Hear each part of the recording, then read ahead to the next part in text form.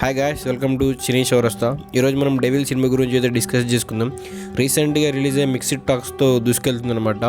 ఈ movie concept విషయానికి వస్తే మాత్రం ఒక జమీందార్ కూతురి మరణంతో స్టార్ట్ అవుతుంది మొదలు.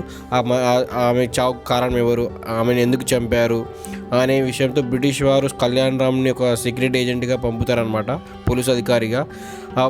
కళ్యాణ్ రామ్ ఆ కేసుని ఇన్వెస్టిగేట్ చేస్తూ ఉంటాడు. దాని తర్వాత ఆ స్టోరీ కాస్త నేతాజీ చుట్టూ అల్లుకుపోతుంది.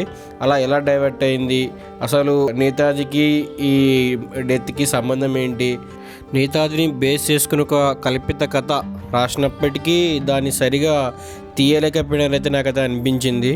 ఎందుకంటే ఇది చాలా మంచి కథ, కానీ స్క్రీన్ ప్లే అంతగా అనిపించలేదు నాకైతే. యాక్టింగ్ మాత్రం కళ్యాణ్ రామ్ది కానీ, సంయుక్త మీనన్ది కానీ, మాళవిక నాయర్ది కానీ సూపర్ ఉన్నది. బాగా నచ్చింది. అంత ఎక్సలెంట్ అని చెప్పలేను కానీ బాగుంది. ఈ సినిమాకి మెయిన్ మైనస్ ఏంటంటే క్లైమాక్స్ చాలా వీక్ క్లైమాక్స్. అసలు హీరోకి గుండెలో బుల్లెట్ దిగిన తర్వాత కూడా లాస్ట్ క్లైమాక్స్ ఫైట్ పెడతారనమాట.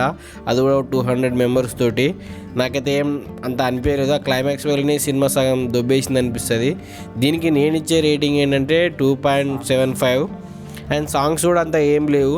ఇంకా బీజిఎం అట్లా యావరేజ్గా అట్లా నడిచిపోతుంది. మన హర్షవర్ధన్ రామేశ్వర్ ఇచ్చిండు, అర్జున్ రెడ్డికి యానిమల్కి ఇచ్చిన మ్యూజిక్ డైరెక్టర్ కానీ మరి ఈ సినిమాకి ఎందుకో అంతగా ఇవ్వలేదనిపించింది. ఇది ఓవరాల్గా ఈ మూవీ గురించి నా పాయింట్ ఆఫ్ వ్యూ. మళ్ళీ నెక్స్ట్ మంచి కంటెంట్తో మళ్ళీ కలుద్దాం. బాయ్.